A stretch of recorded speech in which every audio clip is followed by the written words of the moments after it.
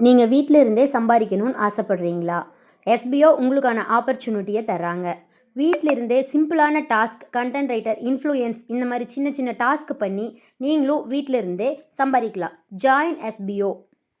Skip பண்ணாதீங்க. பெரிய தப்பு. தினம் ₹300 சம்பாதிக்க அரிய வாய்ப்பு. இன்ஸ்டாகிராம், Facebook பயன்படுத்த தெரிந்தால் போதும். Content post and content publishing மூலமா தினம் ₹300 சம்பாதிக்கலாம். இந்த வேலை செய்ய 5 நிமிடம் போதும். Work training support, group communication support, all language customer live chat support, முக்கியமா சொந்தமா ஒரு பிசினஸ் ஸ்டார்ட் பண்ற அளவுக்கு உங்களால கற்றுக்கொள்ளவும் முடியும், சம்பாதிக்கவும் முடியும். இந்த வேலை வாய்ப்பு வழங்குவது 5 வருடத்திற்கு மேல ரன் ஆகிட்டு இருக்க நம்ம தமிழ்நாட்டு company school of business organisation private limited. மேலும் விவரங்களுக்கு டிஸ்கிரிப்ஷன்ல கொடுத்திருக்க நம்பருக்கு வாட்ஸ்அப் பண்ணுங்க.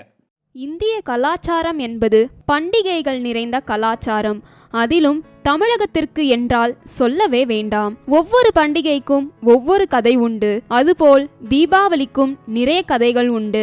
தீபாவளியை தீ ஒளி என முன்னோர் குறிப்பிடுகிறார்கள். தீமை அகன்று நன்மை பிறக்கும் நன்னாள் என்கின்றனர். ஒளி என்பது வெற்றியின் அடையாளம், இருள் என்பது தோல்வியின் பொருள். தீமையே வடிவான அரக்க குணம் கொண்ட அசுரர்களை கடவுளின் அவதாரம் அளித்ததால் உருவானதுதான் தீபாவளி என்கின்றன இந்து புராணங்கள்.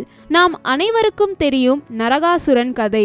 நரகாசுரனின் உண்மை பெயர் பௌமன். திருமால் வராக அவதாரம் எடுத்து பூமியை துளைத்து அசுரர்களை அழிக்கச் சென்றபோது அவரின் ஸ்பரிசத்தால் பூமாதேவிக்கு பிறந்தவன் நரகாசுரன். மகாவிஷ்ணுவின் அசுரவதத்தில் பிறந்தவன் என்பதால் அசுர சுபாவம் இவனுக்கு இயல்பாக அமைந்துவிட்டது.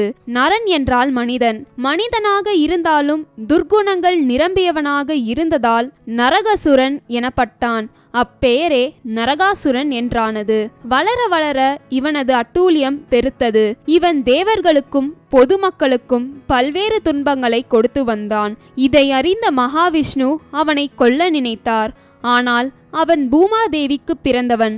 அவன் தன் தாயை தவிர வேறு யாராலும் கொல்லப்பட முடியாத வரம் பெற்றவன்.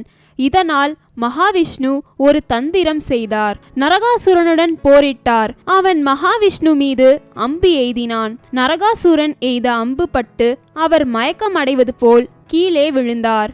இதை பார்த்த சத்யபாமா கோபமடைந்து நரகாசுரனை போருக்கு அழைத்தார். சத்யபாமா பூமியின் அவதாரம் என்று உணராமல் அவரோடு நரகாசுரன் போர் செய்தான்.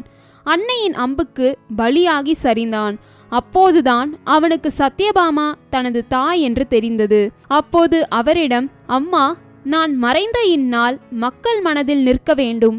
என்னுடைய பிடியிலிருந்து விடுபட்ட தேவர்களும் மக்களும் இந்த நாளை இனிப்பு வழங்கி ஒளிமயமாக கொண்டாட வேண்டும் என்று வேண்டினான். மகாவிஷ்ணுவும் சத்யபாமாவும் அவனுக்கு வரம் கொடுத்தார்கள். இதையொட்டி நரகாசுரன் மறைந்து மகிழ்ச்சி பொங்கிய நாள் தீபாவளி திருநாளாக கொண்டாடப்படுகிறது. இத்திருநாளில் அதிகாலையில் நீராடி மகாலட்சுமி பூஜையை அனுஷ்டித்து தீபங்களை ஏற்றி வீடு நிறைய வைத்தால் லக்ஷ்மி கடாட்சம் கைவர கிடைக்கும் என்கிறது விஷ்ணு புராணம்.